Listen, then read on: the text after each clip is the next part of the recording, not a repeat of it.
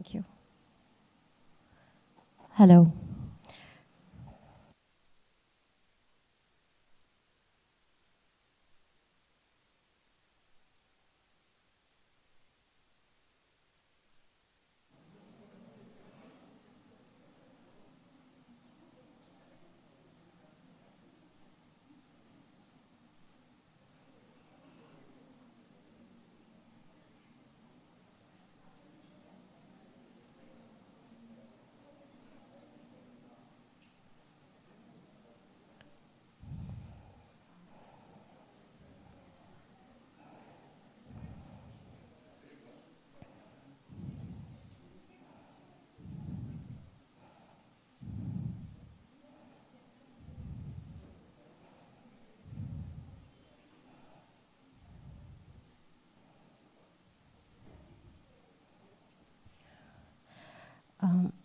Hi everyone, a very warm welcome to MAP.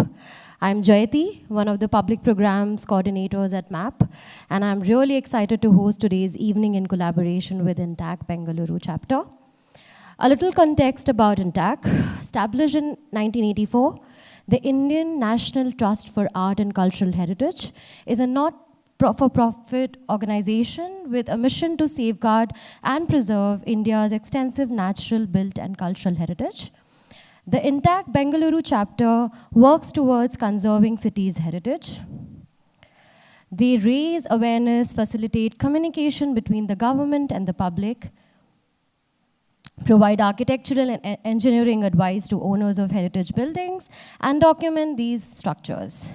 The recent World Heritage by UNESCO to the Hoysala Monument was done based on the nomination dossier prepared by INTACH Bangalore chapter. Now let me tell you about the event. We are having a talk by renowned architect Dr. Benny Kuriakose on the topic Building for Climate Change, Lessons from Traditional Architecture, shedding light on how we can draw lessons from the past to form future strategies for sustainable architecture to help our planet. Dr. Benny Kuriakose, founder of Benny Kuriakose and Associates, established his architectural and conservation consultancy firm in 1991. Trained by the renowned architect Laurie Baker in 1984, he later completed his MA in Conservation Studies from the University of York in 1986 with the Charles Wallace India Trust Award. Recognized with the Inside Outside Designer of the Year Award in 2001 and the Celebration of Architecture Award in 2012, Dr. Kuriakose is deeply passionate about sustainable architecture. He obtained his doctorate from the Indian Institute of Technology, Madras in 2015, focusing on mass housing. Additionally, he has served as a consultant for various organizations, including the United Nations Development Programme, UNESCO, state governments, and the NGOs. Before we begin, I would also like to thank Priyanka, our ISL interpreter for today. Now, without any further ado, I would like to invite Dr. Benny on stage to begin his talk. A few house rules. I would request all of you to please put your phones on silent mode. Thank you.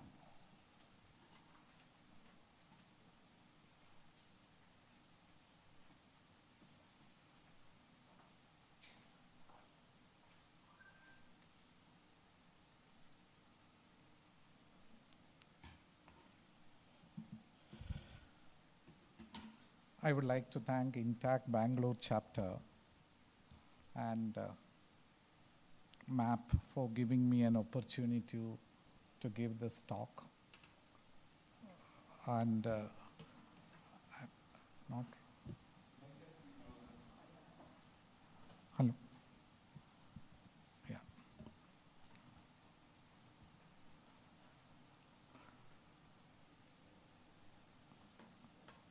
Okay.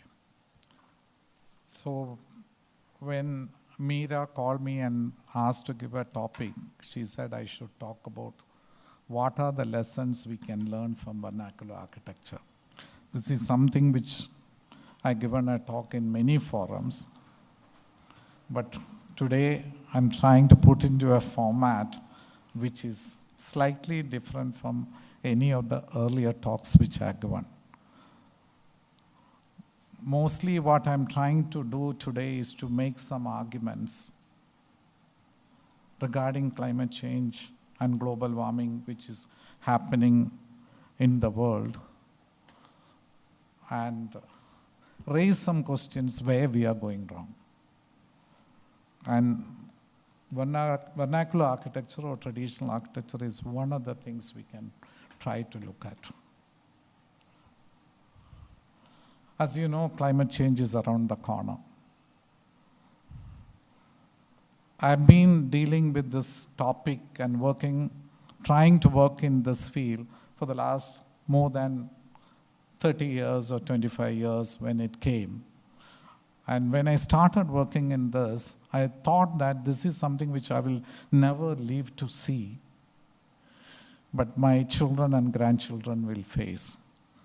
But what has happened during the last few years, we know very well it is something which is already happening, and it's something which is going to be very serious. If I live for 20 years, I will see quite a bit of it happening.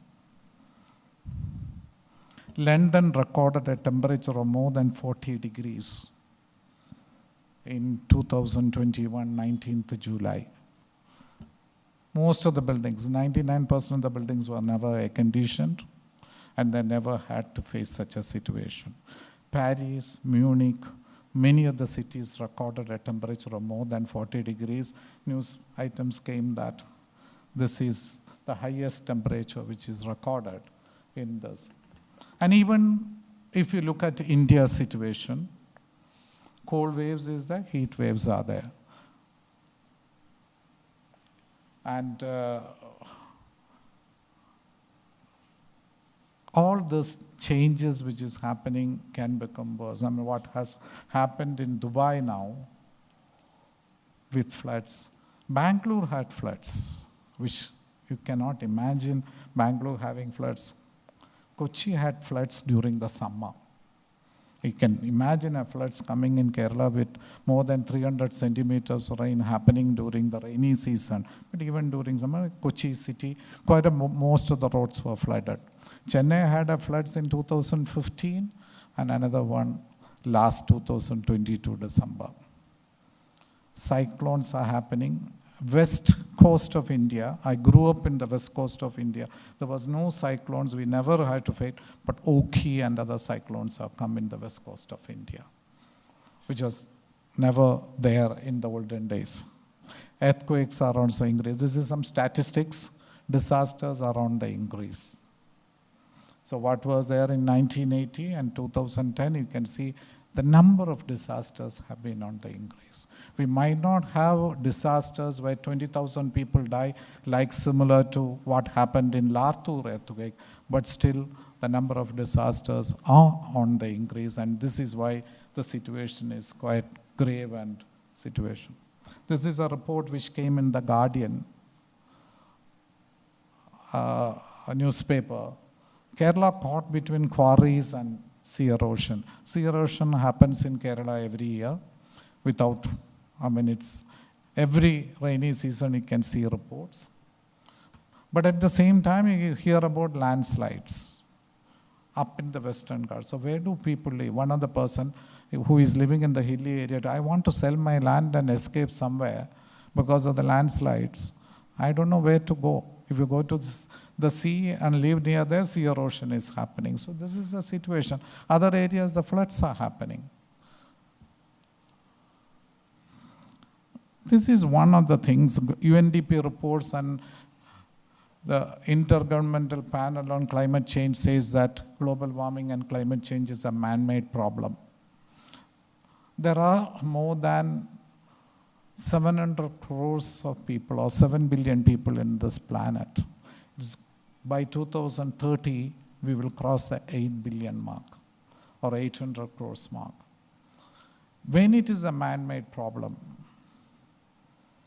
there is a difference. It is not a problem created by the 700 crores of people. It's a problem created by 100 crores of people. Now, if you look at Ethiopia, produces 0.2 metric tons per capita emission, whereas US produces 16.1. The slightly old statistics, that is not much of a change, Whereas a country like Qatar, 38.2 metric tons per person. Bangladesh, 0.6. You can see India, 1.9. Indonesia, 2.1. What you have to understand, if the 600 crores of people who live in Indonesia, India, China, etc., produces carbon emissions similar to that of US. Forget about Qatar and UAE and other countries. The world will come to an end at that point. So it's a serious problem, which is created by a small number of people. But how to combat this is our,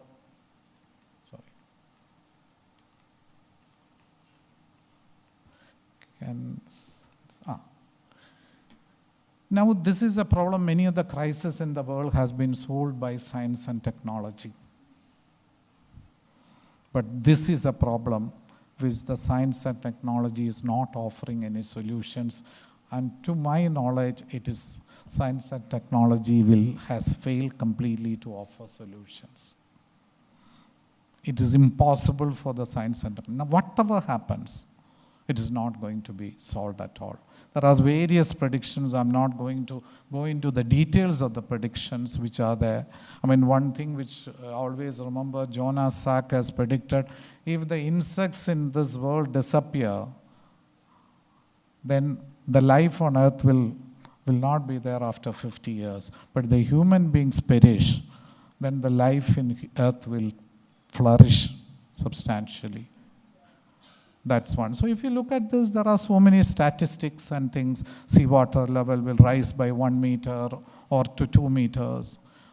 Kochi will be underwater. Bombay will be underwater. Chennai will be underwater. All kinds of things will happen. So this is a reality.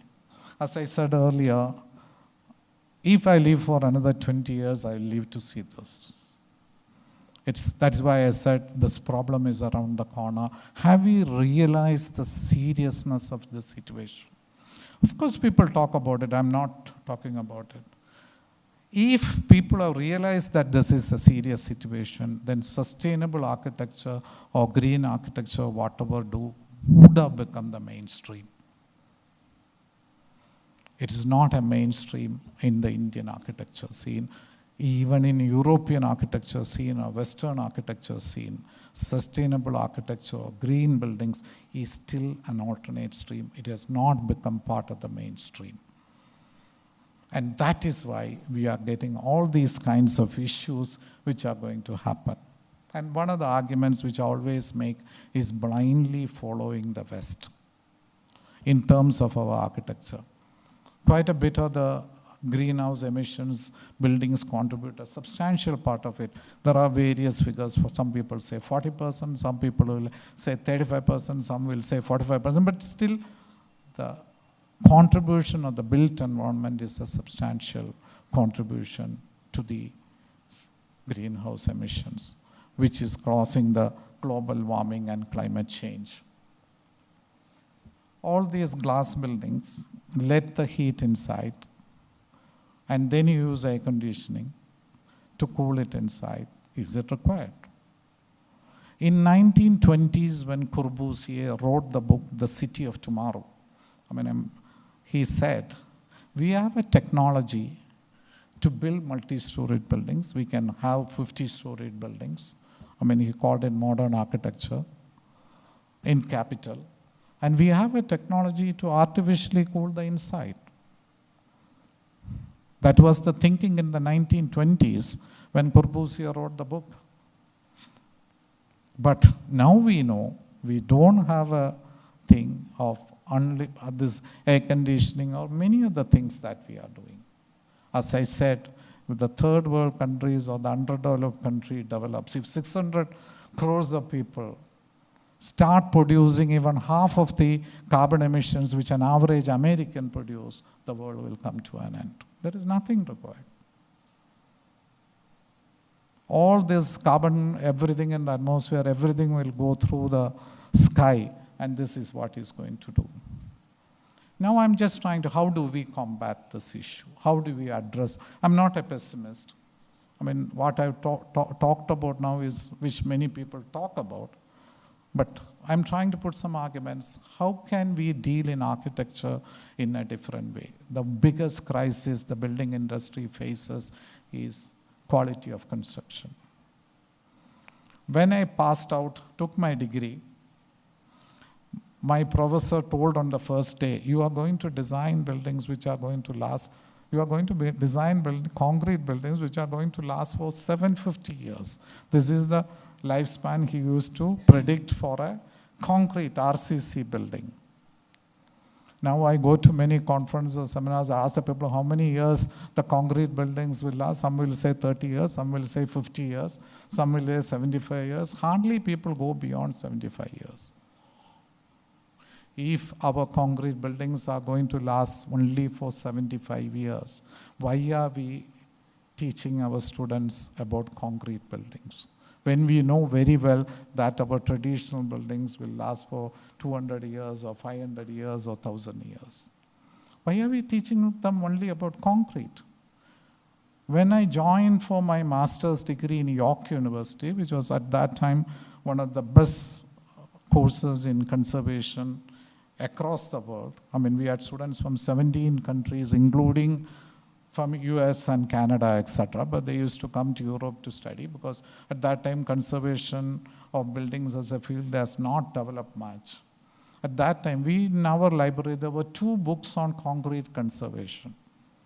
Now you just go to Amazon and Google, you will find hundreds of books on concrete conservation. My library has more than 20 books on concrete conservation. So this is how things are changed. In 40 years, our perspective of concrete buildings have undergone changes, and the quality of construction is what determines the durability of a building. This building, which I had to inspect, was only 10 years old, which I inspected. And this is the situation of the concrete building. Huge engineering college which is closed. Reinforcement is corroding, all kinds of cracks.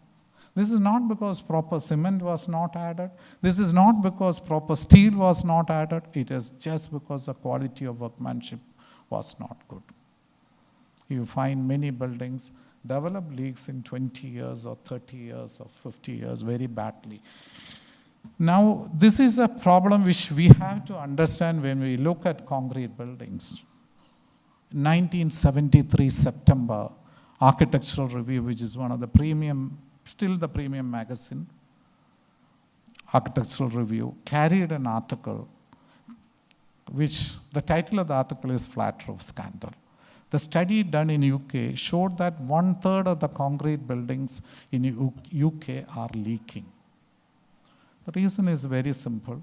If you look at the statistics in India, you will find that many of the concrete buildings are leaking now, which did not have leakages for 20 years or 30 years have started leaking now.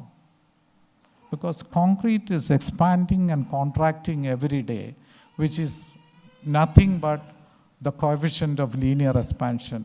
You study in school physics that for every degree centigrade in temperature, the material has to expand. So daytime, the temperature is 40 degrees.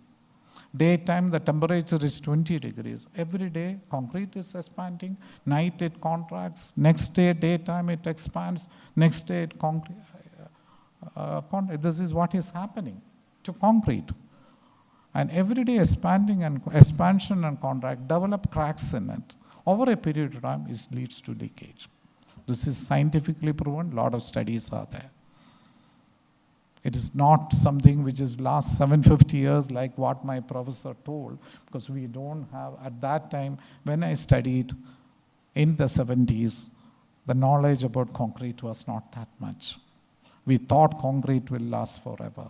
But now we know that concrete is not going to last forever. Workmanship is important. Why the workmanship is important? Because workmanship is what gives durability to the buildings.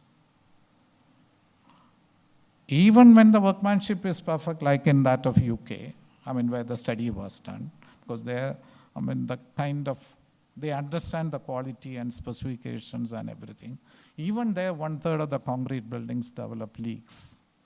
In India, the quality of workmanship is quite. I know how much the quality has decreased over the last 40 years, which I have been practicing in this field. One of the reasons why this happens is very simple. The society pays for quantity, not quality.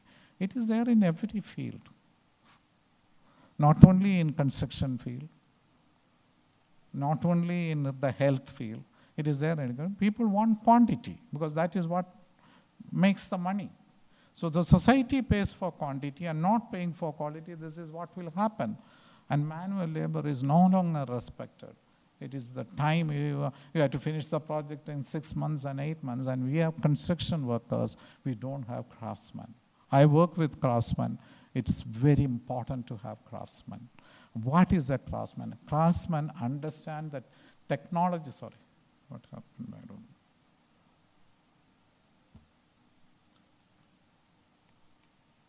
A craftsman understands the technology of his craft very clearly. He was not just a person. Now a person gets paid at the end of the day depending on how many bricks he has laid, not by the quality of the bricks he has laid. And it doesn't require much rocket science or high technical know-how to understand this. That is why the quality of construction has come. Labor contract, they want to maximize their profit. They want to compromise on the quality. What is required to get that high quality is only a marginal increase in cost. But what happens, the durability of the buildings comes less. Now, the long-term durability of buildings is very, very important to ensure sustainability. That is one of the advantages of this vernacular architecture or traditional architecture buildings. If you properly look after the buildings, I mean, there is a famous saying by a British architect, I forgot the name. I mean, he's talking about mud buildings or earthen buildings. He said, give me a shoe and a hat, I will last forever. There are millions of mud buildings in India which are more than 100 years old, where there are multi-storied earthen buildings in many countries, multi-storied, 6 stories, 7 stories, 10 stories, in Yemen, etc. Of course, the rainfall is very low, but there are buildings. So where did we go wrong with our way of building? And if you have less repairs to a building, that leads to more sustainability. Do we look at having lesser maintenance to the buildings and less repairs to the building? It is important. Now I'm just giving some of the studies which has come, just to do. 1/3 of the output of the construction and building industry is for the maintenance of buildings. So if building industry is spending 100 crores, 30 crores is for maintenance of the building. We normally don't look at these figures, but there are studies done. Not for new construction, only 70 crores or only 70% or 65% is spent on new buildings. People do, even a building which has to be built, you have to maintain the building. So you have to spend money on it. There is another alarming statistics you study in the research purpose. 1/5 of the total cost of repairs is spending on the rectification of defects. Original building was constructed with defects. Quite a lot of money is spent because architect or the engineers did not do the details properly. And also errors in design which is coming up. 1/5 of the cost of repairs is spent on many of the buildings. If I give a Chennai statistics or Chennai things, there is a Spencer Mall where everybody used to go regularly to that city. But now nobody goes because other malls have come up. If you look at Bangalore, I've been to Bangalore 25 years ago. I remember visiting some Forum Mall or some malls, etc. Nobody is going there these days. It will be the same. 25% of the malls in US are closed even before the corona lockdown. And they are expecting another 20-25% will be closed in the next 5 years. So where are we building? So all these things which we build, a building becoming obsolete in 20-25 years, where are we going towards?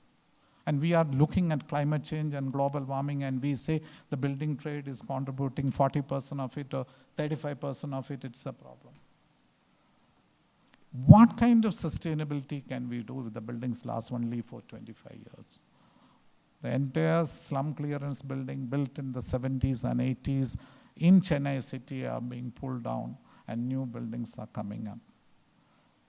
World Bank has made a report in 1992 enabling markets to work, and they have said very clearly, unless our buildings last for 75 years, we will not be able to solve the housing problem. Because what is happening, Indira Awas Yojana or the Pradhana Mantri Awas Yojana, if you look at how many buildings have been constructed in the last 25 years, our housing problem would have been solved by now. When I passed out in 1984, there were 20 million families without a house. But now if you look at the statistics, 60 million families without a house. In 2024, the government said they will solve the housing problem. Now it has been pushed to 2030. 2030, they will push it to 2040. It is not by none of the countries in the world has solved. Not even a single country in the world has solved the housing problem. Even if you go to US, there are homeless people there. If you look at the Scandinavian countries which are developed, there are homeless people there. Only thing is that government has built, so homeless people can come and stay in a public space.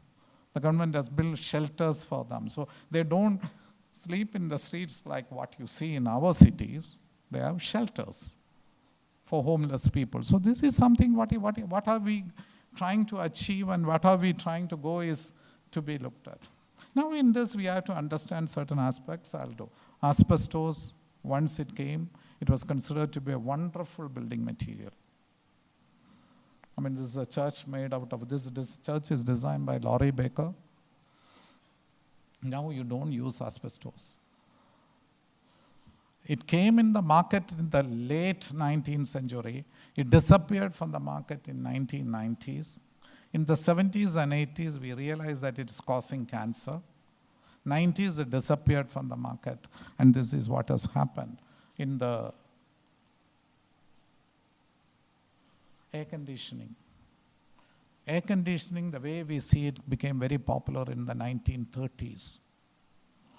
And the gas was used, and chlorofluorocarbons. It was not until the 1970s and 80s we realized the gas which is used for air conditioning is depleting the ozone layer and allowing the harmful rays to come into the earth. Took 50 years. And 1994, the Kyoto Protocol, what happened at that time, it was decided to phase out the gas used in air conditioning. All the developed countries has phased it out by 2020, but India, etc., will phase it out in 2040 because of that. And this is depleting. We are still using the gas, which is depleting the ozone layer. Formaldehyde. Few years ago, 100% of the plywood used formaldehyde as an adhesive. Now all these plywood companies are selling formaldehyde-free plywoods. This will be a plywood which has formaldehyde. Formaldehyde is a carcinogen. You are breathing formaldehyde every day. It's a carcinogen. I have a client who is an oncosurgeon. He is telling me, Benny, the number of cancer patients are increasing so much. So this is what happens. The melamine plates which used to be there at every wedding 10 years ago, I mean in Chennai they used to sell it per kg, I mean unbreakable plates, disappeared from the market, causes cancer. But we still use melamine for polishing. So all these things, we are not, have to look at sustainability in a very, very broad sense, and that is very important. And we know now the concrete is high energy intensity, thermally uncomfortable. My father built a house in 1968. If we want to be inside the house in summer, what we use, we have a coconut farms. We used to cut the coconut leaves and the terrace 2 feet height, we will fill it with coconut leaves. Cut the branches and put it, and paint it white so that the white reflects more heat. This is how we used to spend the summer in a concrete farmhouse. But still people are building those houses. Difficult to disassemble. Sustainability definition has been undergoing years. I'm not going into the details much. But disassembling has become a major part of the argument that you should be able to do. Now, for example, you will get mobile phones in Europe where you can buy. Now what happens? Mobile phone, something happens, you throw the mobile phone away. Now, there are companies which are producing mobile phones where you can just replace that particular part, so you don't have to throw the mobile phone away. Mobile phone also contributes to the global warming. So there are these disassembling. Concrete is very difficult to disassemble. It can be used only for filling low-lying areas. But then what happens to the ecology or is what we have to look at. What we have to understand, technology and science cannot compensate for a poorly thought out design. And that is, knowing this, unfortunately, we are building. Now coming back to this, how vernacular architecture or traditional architecture can contribute to this very clearly. You have beautiful, this is the Palpanavaram Palace. I might have been to this place 300 times or even more. I used to take a season ticket to the Raven because I can go and study about this building. One of the buildings, I will say this is the most beautiful building in the world. I mean, in this Palpanavaram. Every principle about vernacular architecture or how to design a building in a tropical climate can be learned by visiting this building. One building. You can just look at the roof. All these shapes, roof is very predominant. When we say, look at many of the new buildings, it doesn't have a roof. And sometimes we say roofless millions. But modern buildings, roof is flat without having a roof. So why don't we look at this? And vernacular architecture, I mean, the interest was not there. I mean, people call it by various names. I don't want to go into the definition, traditional architecture, spontaneous architecture, indigenous architecture, non-pedigree architecture, etc. The thought process came in 1964 when Bernard Rudowski, a US-based architect, I mean, he's born in Poland, but based out of US, he wrote the book, Architecture Without Architects. In this book, this was an exhibition conducted in New York City. So it came, at the end of the exhibition, he produced it as a book. It is available on Amazon. Anybody can buy it and read it. And he looked at the definition of traditional architecture, vernacular architecture. Finally, the definition he gave was architecture without architects. So all these buildings in India, vast part of our heritage, were not created by an architect, but they followed these things very clearly. If you look at vernacular architecture, is it primitive? No. It takes care of the thermal comfort, climate, and everything. And it has been done. This is Hassan Fathy's one of the statements. When Hassan Fathy wrote the book, Architecture for the Poor, and he mentions that craftsman does not talk about architecture, he creates it. But architects talk about architecture. Whether they create it or not, the time will tell very, very clearly. Craftsmanship is important. The social content of architecture has drained away. This is where the problem has occurred in how the architecture, I will say, if we look at the history, it has degenerated. It has been separated from the people, or it has been separated from people who have been using it in one way. And this is again the Palpanavaram Palace. This is a 14th century building. No, for 15th century, 1452 AD is the date which is the oldest building in the Palpanavaram Palace campus, and there are the various buildings which is in the campus. The roof is very prominent, the verandas are very prominent. You see, the sun's rays never hits the inside walls in this because there is a veranda, there is an overhang. Whereas in the modern building, a glass building which comes in all these IT parks, people blame concrete unnecessarily. If you have a 10-storied building of 100 square feet or 1,000 square feet, 1,000 square feet is the area of the roof. The wall area, 100 feet into into 10, the area of the walls is much more than the concrete roof area, and the walls continuously take the heat inside. Looking at some of the buildings, it is not the roof which is very important. It is the walls also. Without the overhangs and without this, it creates problems. You look at this building again, timber walls. This building is 19th century building, still standing. Timber walls, heavy rainfall like in Kerala, still in good condition. Hardly any conservation would have gone into this building. I've been seeing this building since childhood. I've been to this building about 2 years ago, still doing good. It's right in front of the Palpanabha Swami temple, which is considered to be one of the richest temples. No treatment, no termites or whatever is there, they're still able to maintain it with this. I mean, this is again Palpanabharam Palace. When you sit in a tropical climate, you need to have ventilation at the floor level. See the flooring which is made out of the coconut black. No black oxide or none of these things were not there when this flooring was done more than 250 or 300 years ago. See the reflective quality. And you lie, hardly any furniture in the old days. Somebody lies down on the floor. The wind is very important, and the wind takes them, brushes them through very clearly. These are the lessons which you learn in our vernacular architecture. You look at the palaces, you look at the thatched houses. In Kerala, 20 years ago, you can see sloping roofs when you land in Trivandrum city or Kochi city or anything. Now when you land, you will find these colored metal roofs, either blue or red. When you land from the top, the tiles are disappearing, thatched buildings are disappearing. It's very difficult to see a thatched building in Kerala. Those who have traveled to Kerala will see. When during my childhood, everywhere you can see thatched roof buildings very clearly.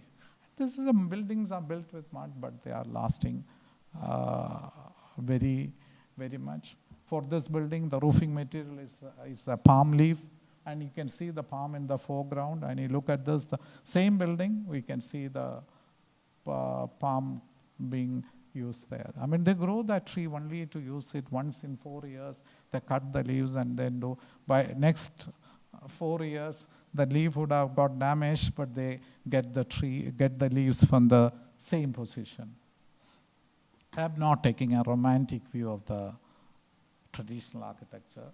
There were certain things which I used to do earlier, but I'm doubtful or something. One is the laterite. When my father built the house in 1968 with the laterite walls, when during my childhood, the laterite, 80% of Kerala is covered with laterite. 80% of Kerala surface. Only 20%, which is right onto the coastal area, where sand is the thing, or less than, will be there. And the laterite was cut from the same compound where the house was built. We had a pit where we used to put all our waste into that pit, because there's a pit formed. Now, 50 years down the line or 60 years, I don't see the pit. It has been covered. All the waste is put into that pit. Anything. That is a sustainable way of living at it. So you have to look at that. Now, this kind of doing laterite, quarrying, you have to see whether it is sustainable or not. So that is why I said you have to look how the materials are sourced. If timber is sourced with slave labor in Africa, all these Nigerian teak and Ghana teak, etc., which come, there is slave labor there. There is forests are being destroyed. That is not sustainable. But how do we look at it? So you have to look at how the materials are sourced, how it is sourced and done. Stone. I used to stone, there's a building which I've done in Chennai city itself with stone, but now I'm very hesitant to use stone because the quarrying is a problem. It's causing landslides and it's causing other issues. So you have to see. And that is where, with the knowledge, what Corbusier said in 1920s was correct, based on the knowledge which was there. But when we now look at 2024, we have to question it. And that questioning is what is very important. And don't take an attitude, everything vernacular is great. No, I don't have an attitude. And it's very important, vernacular architecture is a knowledge system. It should not be copied as a style. I will go to the Chinese restaurant in one of the 5-star hotels in Chennai, you will find a lot of red objects and Chinese symbols written and everything. That they are copying only in style. You have a Chettinad restaurant, put 2 Chettinad pillars in front, that is only copying in style. It's only very superficial. You have to look at the knowledge system and try to use that, and that is where it is important to study and put it across as a thing. Don't copy it as a style. Use it as a, that is what we try to do it in our practice. Dakshinachitra, which is there, I'm involved in this project for 95 onwards, 1995. So it is 29 years I'm doing one project. So I would like to quit that project, or but it is the kind of, I still do projects. Even now one building which is being transplanted from Coorg, near, in a small village near Virajpet is being constructed there. It's under transplantation which is happening. And 29, when I look back, 29 years, I'm still doing this project. So it is, Dakshinachitra, we try to, many of the principles which you get, which you learn from the vernacular architecture, can be very well used for doing modern buildings like verandas, courtyards, sloping roofs. These are all Dakshinachitra photographs. And people might like it. People might come in large numbers to see it or build. There is a huge demand for these kind of buildings. Verandas are very, very important.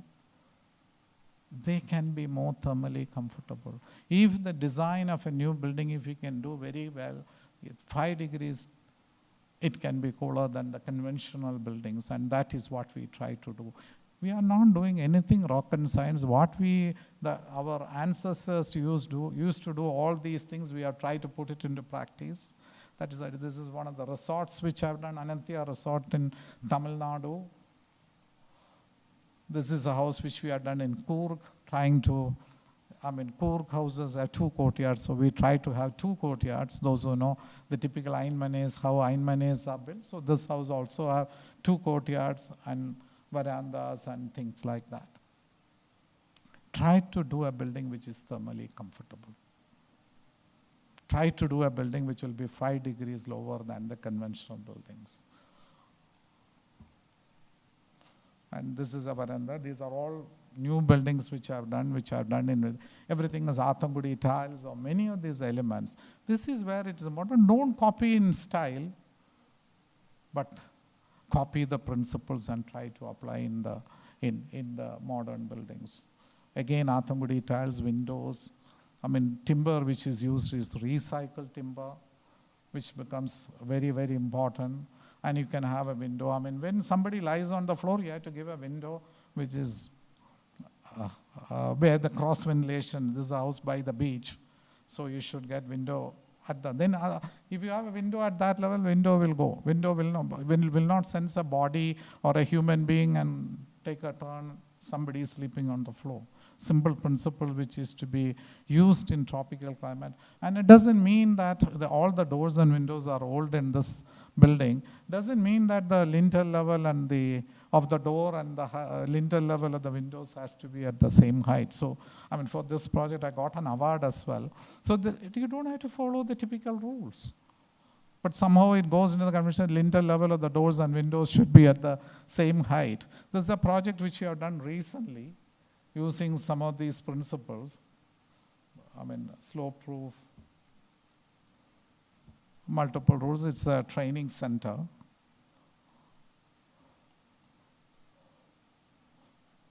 Using many of the principles which are there, I'm just trying to there. And this is a connecting corridor where the training center happens. There is a kitchen, toilets, and various things in that. This is this is a Sangan building right on the Basan Nagar beach in Chennai, which is used for training. It's one of my first experimentations where I had no walls. You can do a building without walls.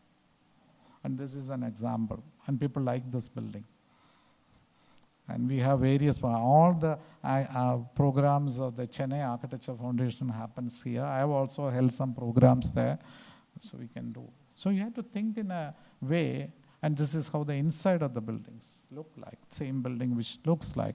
We have to interpret the traditional knowledge, craft, and adapt these things to the modern era. We should not be blindly calling something and trying to do something. That is not what is exactly required. And what we have to understand, in India, we have a rich variation within our country, huge variation of our tradition. The architecture of southern Kerala, architecture of northern Kerala are different.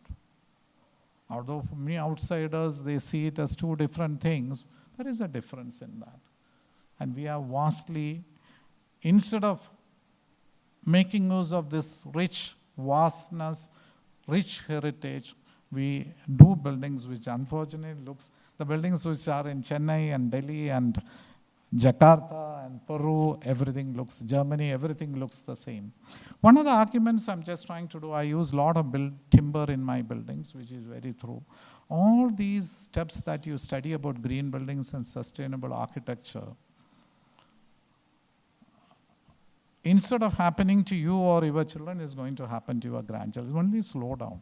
The only thing which will make a change to this, to the global warming, is use more and more timber in buildings. That's why in all my buildings, if you look at the kind of projects I use extensive timber. When I use timber in my buildings, the carbon is locked in the timber. If that timber is allowed to decay, then carbon dioxide is emitted. Because that is what you learn about carbon cycle in schools. If that timber is burnt as firewood or something, then also carbon dioxide is emitted. But if you use more and more timber in buildings, we can reverse climate change. Because trees is the only thing which can convert carbon dioxide into oxygen. So the tallest timber building in the world is 26 stories high. 85% of the materials are built with timber. It was inaugurated about two years ago in Austria, in Vienna, in Austria. 85% is built. The floor is timber. Instead of the columns, they have used timber. Only why the 15% is because some of the sanitary fixtures and the glass which is used in the building. 85% is timber. Ho Tower. And there is another building which is being built which will overtake this 26 stories. In 2015, I visited London. I met to make a study about many of these timber buildings. I met many architects who have built 5 stories, 8 stories, 10-story buildings. And I could see at least about 5 or 6 buildings I've seen where they use timber as the predominant building material. We have to use the latest technology and know how to use timber as the building material. Now the whole sustainable world agrees that timber is the most sustainable building material which one can use. Carbon gets locked in timber very, very clearly. Now the problem is that our students are never taught about timber or earth as a building material.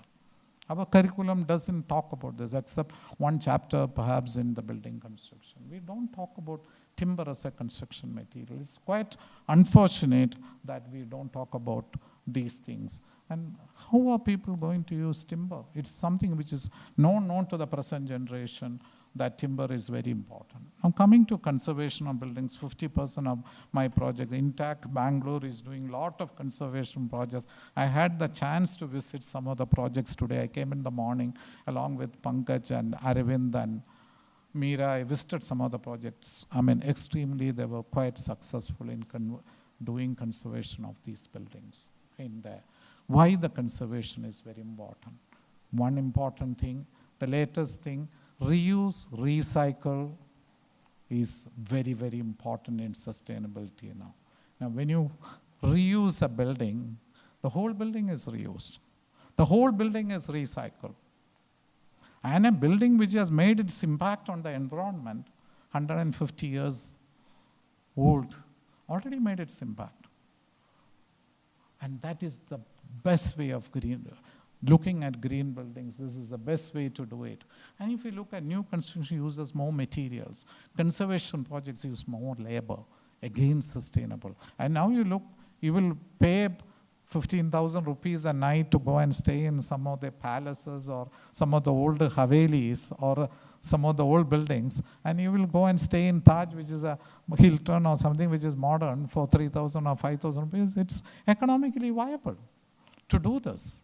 So why are we not looking at it? When we talk about sustainability and green architecture, most of the engineers and architects are not trained in dealing with old buildings. It's very, very unfortunate that our educational system has not looked at this.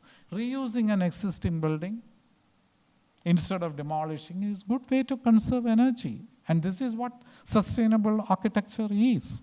Greener, why are we not talking about it? It should not become a marketing. You use a particular type of glass, you get so many points. When the Indian Green Building Council came, the first guidelines which they have produced, there's only one change with the US Green Building Council. That US Green Building Council, if you have showers in the office, you get points because people are encouraged to cycle, use the bikes, and when they come biking, they get the sweat and everything. So they are given showers in the office, you give showers, then you get points. Whereas India, they just removed that clause, and that is how. But now a lot of changes have happened. Why are we not looking at sustainability in a very broad sense? And that is very required because the problem is around the corner, which is heritage conservation demands. The demand on land comes down, the demand on materials comes down. And that is what INTACH is trying to do for the last 4 decades. And 40 years ago, when the buildings are demolished, never is to become a news. At least now, when some buildings are being pulled down, you see it in, if not in the first page, you see it in the 3rd page. At least there is a hue and cry that old buildings are being done. This is a synagogue which we have restored, and that is the condition, and we are recycling the whole building. It's very important. You have to take a very holistic stand. And studies done in UK have shown that even for the most energy efficient building, say a platinum rated building, to become zero or thing, it takes so many years. It takes about 35 to 50 years for an energy efficient building to recover the carbon expended in it. It's very important. Studies done in US Energy Information Agency shows that buildings constructed before 1920s are more energy efficient than the buildings put between 1920 and 2000. If you make a study, the buildings put between 1960 and 2000, and look at buildings which are built 100 years ago, the 100 years ago buildings are more energy efficient, more thermally comfortable. So these statistics, in spite of knowing these things, why are we going into these things is very important. This is one of the warehouses we have just converted into an art gallery. Now, what is the problem now? There is a huge difference between academy and practice. There are a lot of literature available, a lot of studies. We have master's courses in many universities with sustainable architecture. What is the impact these things make in the practice? I will say very, very little. Huge difference between academia and practice. This is an issue which we have to look at. This is a book which has been published by Routledge. In January it was released. It's available in Routledge's website, and that, I mean, 4 architects from the 4 different continents, we wrote this book. I was very lucky to be part of the book in a small way. I mean, Francis Singh has written the foreword, and V. Suresh, who was the chairman and managing director here, both 2 people have written the forewords, and there are 4 architects. All 4 of us were practicing architects. We are not talking about theory. We are talking about how you can use the vernacular architecture and the local climate. How can you design a building in a tropical? Is it temperate climate? They are moving towards sustainability in a big way. If we look at the European firms, much more than what we have done. So in another 5 years, 10 years, sustainability will be the mainstream of the European architecture. That trend is seen. But in India, you don't see any of these trends. How can you design buildings like that? You cannot copy what is done in the West into India. You have to look at the Indian climate and Indian materials, and we do. And so all of us have contributed to the book. And that's how the book has come. It has been translated into French. It will be it's being translated into Spanish as well. The title, I mean, this is not the books publishing or anything. Tropical House Design Handbook. I mean, you just tropical house design, Amazon, you will get, or Routledge website, you can just publish it. This is a work which I've done during the Corona lockdown. All of us got together. I mean, there is no particular chapters we have contributed. All of us agreed on these things in a way. Now, what we need is to interpret the traditional architecture or vernacular architecture. Each place has its own things which has developed for hundreds of years or thousands of years. We have to look at that, and that is why. Now, looking at the climate change. 2007, Netherlands cabinet appointed a committee to deal with climate change. And it's called the Delta Committee. If you want to download the report, it's available in the internet. Delta Committee, Netherlands, you will be able to download. Seawater level is rising larger than, this is a report which came in 2007. Now 17 years later, 2007 said, it is rising more faster than we expected. According to the Delta Committee, seawater will be rising 65 to, sorry, that is not meter, to 130 centimeters in 2100. Now the figures will be more. So you can expect a minimum 1 meter rise of sea level by 2100. Even 50 centimeters, the whole world is going, whole coastal cities are going to change. Even if already 6-7 centimeters have increased. Now 6-7 centimeters would have taken 40 years. Next 6-7 centimeters will take only 10 years. So this is the serious situation which we are facing.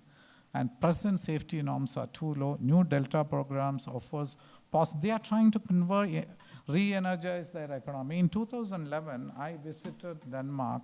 There were architects from various countries, and we were invited by the Dutch government to look at what measures they are doing to do climate change. For climate change to happen in 2100, it's not that we start working on it in 2090. We have to start working now. What are the steps that we are taking towards fighting this global warming or climate change? This is one of the new dikes. 40% of Netherlands is below sea level. If sea level rises by 1 meter, this 40% will be underwater. So they are constructing new dikes, and the safety norms, 4 meters sea level rise they will take. 4 meters of sea level rise. Not 1 meter or 2 meter. They are taking care of 4 meters. New York City, Manhattan is building a concrete dike around the city. Similar measures are being done by various countries. But unfortunately, we are not looking at these things. It is impossible when the final situation, it will be too late to do it. Or we will have to take some steps like lockdown. Nobody should get out of the house. Nobody should go to work. Similar steps. I am telling in many of the meetings, in 20 years to 30 years, government will put a ban on new buildings. Because the climate change and the global warming makes such an impact in the next 20 years that things will go beyond our control. It's not just carbon emission or something which happens, and take the best elements and use it to create a sustainable architecture. And this should become the mainstream of the architect. What we are doing as a practice is what we think as the sustainable architecture. I'm not saying what I do is the best solution or anything, but we are trying to do it as a practice for the last 30, 40 years. We are trying to practice on that. Our planet is very fragile. We have to realize that situation. And the nature will give back to us whatever we do towards nature. And that is what you see. Dubai, the nature thought that we should teach Dubai a lesson. And that is what has happened. They will be able to come out of it because the country is rich. But what has happened there, they did not know how to deal with a crisis like that. And this is an article which came about a month ago in American Heart Journal. American Heart Journal is the second largest circulated on cardiology in Europe and in the world. Very important journal. So not coming in any of the local magazines. It is written by one Sanjay Rajagopalan, who is from Chennai, and Robert Cook. Sanjay Rajagopalan is the director of the Cleveland Heart Institute, not as this thing. So it is written, and they are talking about cardiovascular and planetary health, how both are related. You know, in Delhi, the pollution level, even before Corona lockdown, children were advised to have the mask. I have a friend who is working with an embassy. She told me, Benny, I was transferred to Delhi. I was given a notice by the External Affairs Ministry which said that don't take children to Delhi, because Delhi is so polluted. It's very important. To avert environmental collapse, we must cut carbon in every sector, including healthcare. I've just quoted from this article, which came about a month ago, cardiovascular. So this is what is happening. So why are we waiting? What are we waiting for? And we must, this is a human-driven climate emergency. This is not something which the nature has done. We are responsible for it.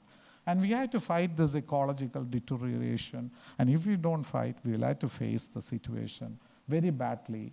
And we have to challenge our practices. We have to question our thing and for a more sustainable future for all. And it's very important, the role of the traditional architecture, the role of conservation, the relevance of INTACH or similar organization, the relevance of the kind of practices that architects and engineers do should really look at a thorough relook at these things is very important. We have to make use of the 21st century know-how to address this thing, and we have to look at architecture which is truly sustainable. Don't look at it in a narrow-minded sense. Look at it in a very, very holistic sense is very important for this, and that is what is very, very critical. Sorry, thanks, yeah. Sorry, I just...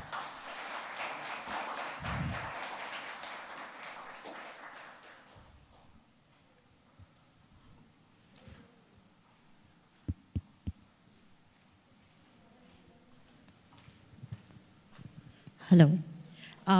Thank you so much, Dr. Benny, for such an insightful presentation. I mean, I learned a lot about sustainability in architecture, and I hope you all did too. Now we will open for the audiences to ask some questions. So if you want to ask anything from Benny or the INTACH Bengaluru chapter people, this is the time. Yeah. You want to give the mic? That was fascinating, beautiful, and also terrifying. But thank you anyway. What I wanted to ask was, what about the downside of using a lot of timber in architecture? On the other hand, we're worrying about deforestation. What do we grow that permits this kind of use? And what about bamboo in architecture? Bamboo is a very sustainable building material. I'll try to make 2 points in this. One is that I've made some calculations on timber, use of new timber in new buildings. Even a concrete building make use of timber. In Bangalore city, the centering will be done with steel shuttering. You look at any villages, they still use timber for centering and formwork. Only 3 or 4 times you can use that timber because they are making timber for formwork. I made some calculations. If you are doing a house which is 300 square feet or 400 square feet, you need to grow 4 trees. So if I do a building of say 2,000 square feet, if I grow some 10 or 12 trees, then it will try to make an impact on it. I never try to use timber from which has been cut by destroying the forest. That we should not be doing it. Why I'm making that argument, there is a lot of wasteland available in Tamil Nadu, Kerala, Maharashtra, all these states. If we grow trees in those wastelands, we will be able to offset things. You look at Australia. There are indigenous species available which can be used, because trees is the only thing which can convert carbon dioxide into oxygen. So I try to use recycled timber, which is available about 40% of the cost of new timber. The price of timber of old buildings, not look at the Chettinad antique door. Look at the timber which is from demolished buildings. The cost of such timber is about 25% of the cost of new timber. Who uses these timbers? The poor people who cannot afford the new timber buys these old timber, make doors or almaras or furniture which they want to use it. So I source in most of my buildings, unless the client is so particular for my beliefs, because cultural reasons, I don't want to use recycled timber. There are clients who tell me, oh, this timber would have come from a cursed house. I don't want to use it. Two of my clients now, they don't want new timber for the main door and the puja room door. The rest of the thing, they agree for recycled timber. So it's a question of convincing the client there is a saving of money or resources in this aspect. So you have to put it across in a particular way, convince the people. That is where our architectural education has failed. In this. What our architectural education needs is not medicines, it needs a major surgery. Then only our things will improve. That is what I was just trying to bring, that sustainability is becoming a major, major issue. So if we can use timber, there are some calculations which some of the scientist people have made, especially when I was writing that book for our architects and for our scientists. There is the physics in our group, chemistry, climatology, so 4 of them scientists. And when we were taking, I tried to make this timber as an argument. So one of them made, if you get an area equivalent to that of North America, you will be able to reverse the climate change. Grow trees if we really make an effort. Looking at the wasteland available in India and many of these countries, grow any tree. Don't look at timber which can be used for construction. Then we will be able to reverse the climate change. So they were trying to say, if you grow, then, because trees is the only thing which can convert carbon dioxide into oxygen, which can reverse. Everything else is only a slowing down process. So if you look at these things from a multiple point of view, and that's why I use the timber. I've been making this argument for more than 20 years when I had a gut feeling that you should do. So I use extensive use of timber in my building. No timber from deforestation. It can be done with a proper planning. And if it's a small house, there will be some land around it. You can grow 5 or 6 trees in that land. If the building lasts for 75 years, you have made the trees you planted in that compound has made some impact on the, trees have converted some carbon dioxide into oxygen. But unfortunately, that kind of arguments, that kind of approach doesn't happen. Most of the thing I will say is a marketing gimmick. It's not only me who have said, there are other architects also who have said this. But we have to look at things in an entirely different perspective, otherwise things are very bleak. Bangalore had floods and all these things. It's quite sad. The frequency is going to go more and more. It's in 2018 floods which happened in Kerala. One of the ministers said that this is a once. In 1924, the previous flood happened. 2018 is the flood. It's a once in a 100-year event. I wrote a book which was published by the government on flood, how to take steps in when you deal with flood. And then in that book, I said, even if it is a once in a 100-year event, there are 10% chances it will come in the next 10 years. If we apply the principles of probability. And adding to the climate change and global warming, the chances are much more. So we cannot rule it out.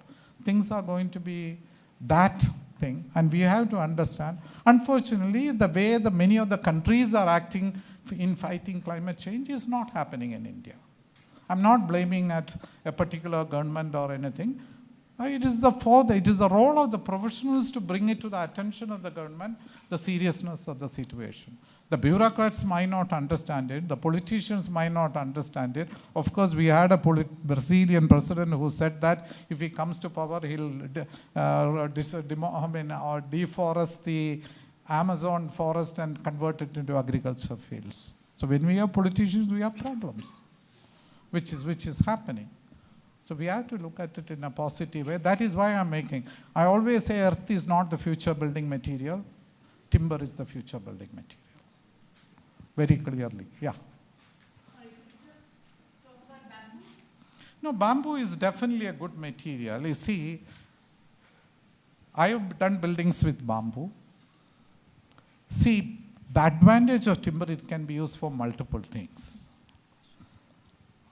One of the things, including me, I'll just tell many of the architects, don't divulge the actual figures and savings they make. Don't divulge. I'm telling it very clearly. You look at bamboo flooring, which is available in the market. It's as costly as the timber flooring. Might be 15% lesser. It's not cheap. You have to look at not doing one buildings here and there. You have to look at mass thing in a bigger way. I've done more than 100 buildings in earth. But let me make an argument. If you use earth as a building material, one of the buildings which I showed in this presentation was made of earth.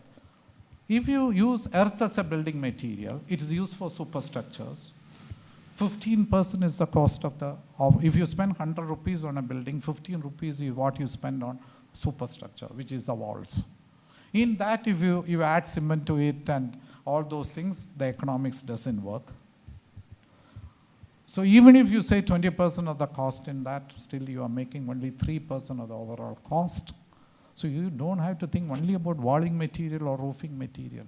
You have to look at the maintenance cost of a building. The buildings which I've done, if you know Dakshinachitra as a building, I've done it 28 years ago. If you go and look at the building, it looks like it has been done 2 years ago. You have to do design detailing and everything in such a way, the building requires least maintenance. So least repairs, it's very important. So you should not look at the initial cost alone. Most of my buildings, I don't look at the initial cost. And some of the buildings which I have photographed, which are after 35 years, etc., still looks like a new building. It's the design details which is important. Many of the buildings, although 100-year-old buildings, still looks. It might not have been painted for the last 50 years or 25 years. Still, the building is much sounder than many of the concrete buildings which leaks. So we have to see things in a very, very holistic manner, and that is what is more important. There is no one solution. There are so many solutions. If you are building in Assam, use bamboo. But there is no point in building in Rajasthan with bamboo. Sustainability is context-specific, location-specific. That is important. So we have to see things in a holistic manner. I'm not saying what I'm doing is correct or anything. I'm showing what I think is correct. Yeah. Yeah, we have a question there. So. Yeah, she wants. Yeah. Yeah, please.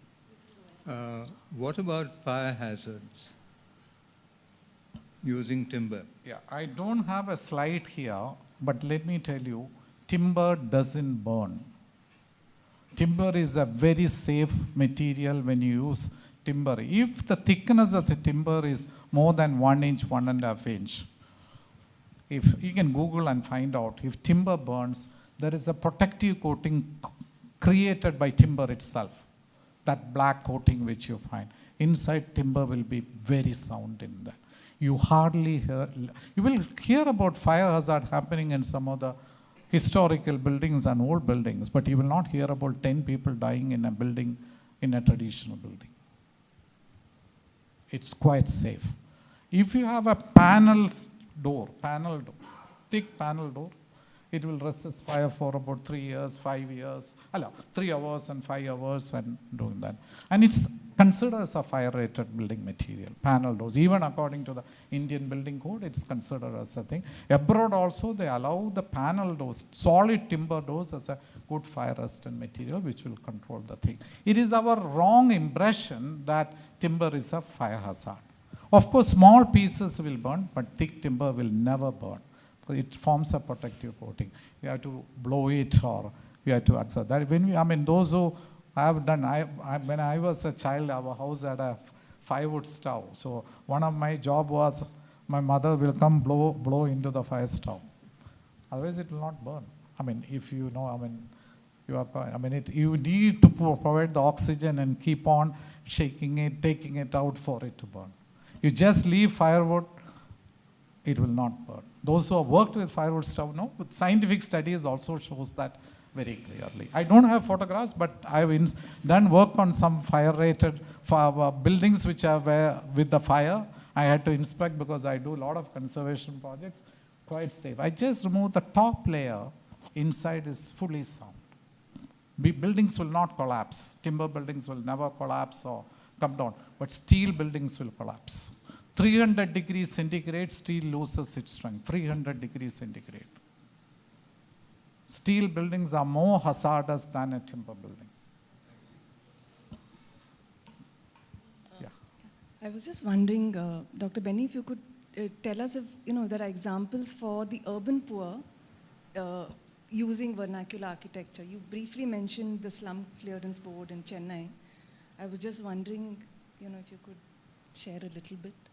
See, I've done more than 1 lakh square feet in a single building in Chennai city, which is technically classified as a multi-storied building, where I use most of these principles of vernacular architecture, and I didn't put that photograph here.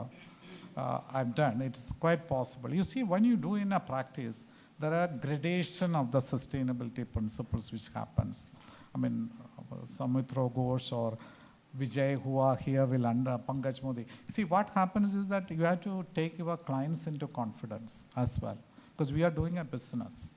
So if the client says, I don't believe in this, then you don't do it. It can be done. There is so many theories coming to that. Leon Krier, who I will think after Corbusier, he is one of the biggest thinkers in architecture. He was against doing multi-storied buildings. Hatko has made Housing and Urban Development has made a study in the 80s which showed only 2-storied buildings are required in an urban city. Charles Correa has made this argument in his book called The New Landscape, I think. I don't remember. New Landscape is the title of the book. Some landscape. So Charles Correa, he is making an argument. Christopher Alexander is making an argument that no residential should be built more than 4 stories height. So there are these arguments are there. Looking at the buildings, I go to IIT Roorkee once in a year to teach. You drive from Delhi airport to IIT Roorkee, Ghaziabad, etc. Those are trees you see. There will be urban vertical slums in the very near future. Very near future. There will be urban vertical slums which will be there. So do you want to do something like that? Is that the right solution when you think in a holistic manner? That is where you have to do. I will say that's not the right solution. You have to provide open spaces. When we don't look at that, how can you have multi-storied buildings close by? If you work in London City, you are building in your 25 cents of land.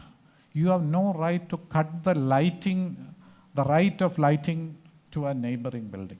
You have to, along with the sanctioning money, you have to show that your new building which you are proposing will not affect the light and ventilation for a new building. You have to do calculations and show it to the permission authority. So here, unfortunately, we are quite, I won't say backward or primitive or anything. We are yet to move on. We have to move quite a bit on it. It can be done. What is our sustainability? In 1929, Corbusier said very clearly in his book, The City of Tomorrow, which I think every architect must read. He has said residential should never be built more than 15 stories. Corbusier is saying that. Is that offices can be 50 stories, but residential should not be built more than 15 stories. And Corbusier in that book argues 85% should be trees, only 15% should be covered. What kind of buildings have come up who are supposed to be the followers of Corbusier? They have built 85%, 15% is left of open spaces. This is where I say the social content of architecture has drained away. Unfortunately, we are having the profit thing, everything is becoming the prime criteria. This is the argument of Corbusier, who can be considered as the father of modern architecture, modern architecture with capital M. He has said only 15% should be built up. Not he's saying, it's very clearly written in the book. We'll just take 2 more questions. Well, my name is Vijay. You know that, but others. So my question, I mean, after looking at this very passionate sort of call for sustainable architecture, maybe one of the ways to do it is vernacular architecture. I still have this question. I mean, recently we've all been hearing stories and we've been seeing this image of Bangalore becoming a concrete jungle, and there's this kind of master plan map of Bangalore. Over the past 30, 40 years, you see the red, which is supposed to be the built space, and it's completely covered Bangalore. Now what happens is, when there is an urbanization at this scale, what do you think can be an alternative vision of how to build? When there's a demand, see, people want, you can say that it should not happen, but it is happening. Urbanization is happening. City is growing. You have the demand for so much housing, so much building. What will we build with, if not the industrial complex that is supplying us concrete blocks or concrete or steel, etc.? What will we do? What is your vision of how a city can grow sustainably? Okay. I have a different take on it. I've written an article which was published by one of the online journals.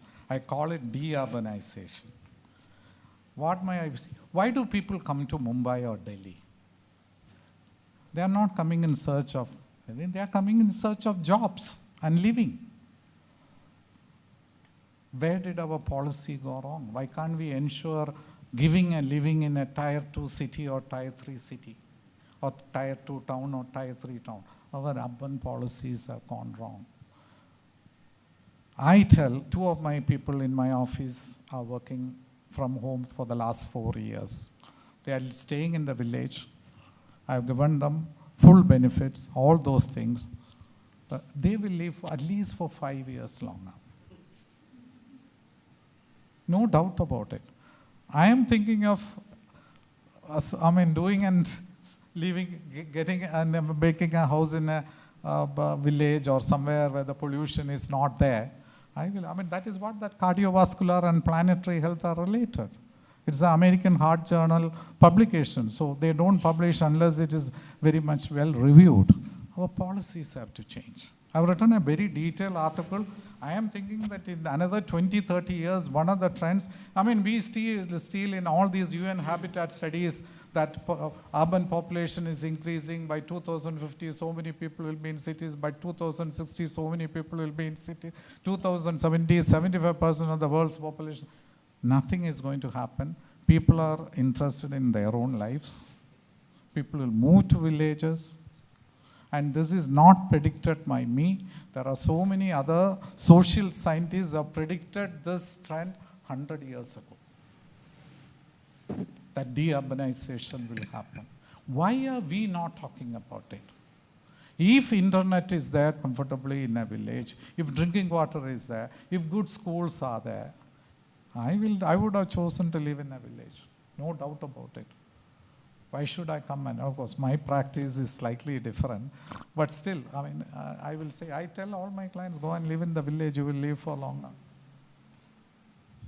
You understand? Our policies have gone wrong. Why are we thinking that everybody should migrate to cities and we should build multi-storied buildings? It's not sustainable. First, we have to get that thinking out of the mind. And that is where we have to look at things. Yeah.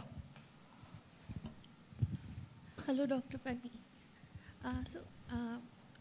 You mentioned formaldehyde. I wanted to check, which is found in plywood as well as in wood polishing. So I wanted to check if there is a safer alternate for wood polishing and using plywood in kitchen cabinets and doors. Something which is a little more safer. I mean, it's a simple technical question.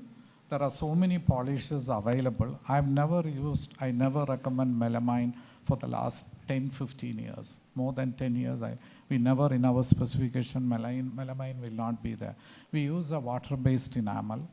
Earlier we used to import it, but for the last 5, 6 years it's available. There are no fumes.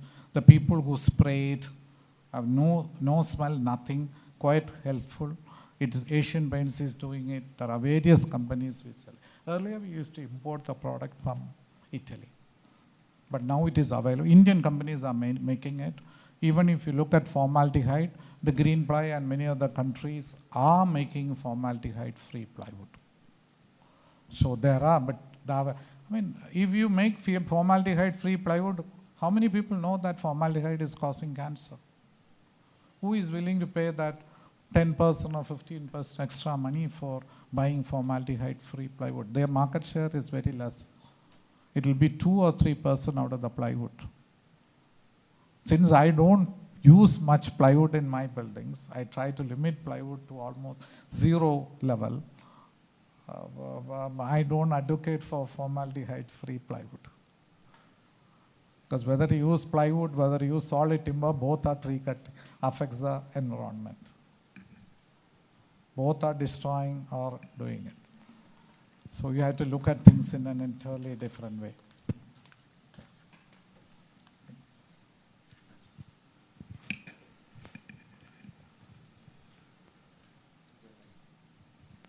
One more question we can take, I guess. Good evening, sir. I'll keep it short. If you are saying that workmanship is going down and it's becoming increasingly rare, and the economics say that building a concrete building is cheaper and quicker, this sort of vernacular architecture is going to be increasingly expensive for a while, right? So it's not going to be affordable, or is that a myth? And the second question I have is, are there any aspects, good aspects of Western architecture that you have found that you can combine in vernacular architecture, or are there none at all? The first question is on workmanship. See, workmanship has deteriorated over the years. When I was a small child, we used to have a carpenter, master craftsman, who used to come to our house. He will come at 10:30. He will work till 12:31. He will go, have a drink, will come at 3:34, work till 5:30 and go. So my grandmother used to ask my grandfather, why are you employing this person who works only half the time? Only half the time, but you are paying a full day's wage. And I remember my grandfather telling my grandmother, what he does in that half day is worth paying that much money. This is one important, this is why I say we don't pay for quality, we pay for quantity, the society as a whole. This is what happened. This is why the degeneration of architecture and the buildings which has happened in our country. First point. The second point is about? Yeah. You see, I studied in the West. My master's is from the West. And you see, it is not a question of Western or Indian. It's a question of context. What is best for the country, what is best for the location is most important. So I don't see it as Western or modern or anything. It's not a question of modernity nor tradition. Please understand. What you have to look at, what is best suited for the future generation. We are playing with the future generation. You are very young, you have to be careful about it. I don't look at Western or modern or none of them. I enjoy some of the modern buildings. If I take 10 best buildings in the world, I've traveled to more than 50 countries in the world. Every time I go to Paris, I make sure I go to Pompidou Center. I love that building. Because those who have been to that building will realize it's a very, very successful example of a modern architecture. So you have to look at things that way. Don't look at whether it's modern, no tradition or anything. I don't look at that way. Since I am practicing in certain values and things, I do buildings of this nature.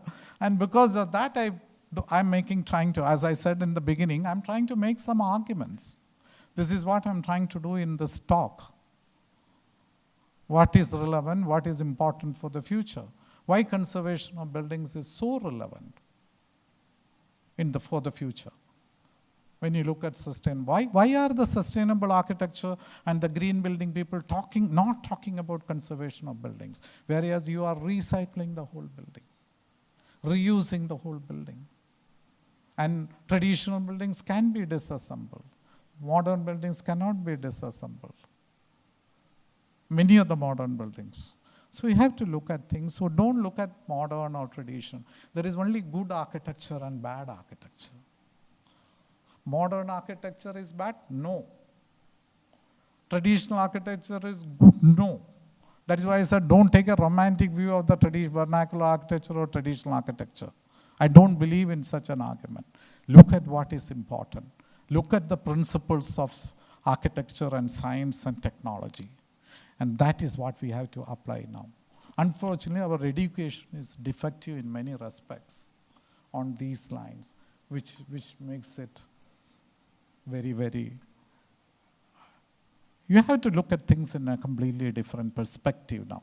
And it's time that we do it at the earliest and work on these lines. Otherwise, by the time we do, we would have done more damage than whatever. So try to do, when I work on anything, I think about it, what is going to happen to the future? Am I making the best decision possible in such a case? And if I have been just doing vernacular architecture as a style, I would not have come and, INTACH map would not have invited me for this talk. There are so many people doing buildings. Villagers are doing it every day. Does it become great when sacred when an architect does a mud building? No. Villagers are doing it every day. And you do a mud building and the architects post in their this thing. I was having a discussion with an architect during lunch, and he said all these Arc Daily and Dazin are all photography sites. He was telling me. So is that what you want? So try to look for the basic principles which you learn in your architecture course. Basic science. Science cannot go wrong. It's the way you use science and technology which can go wrong. By doing the wrong thing, we are harming the population. It's our responsibility as the built environment professionals to see that we show the right way to the people, to the future generation. That is the role which we have to play. Okay?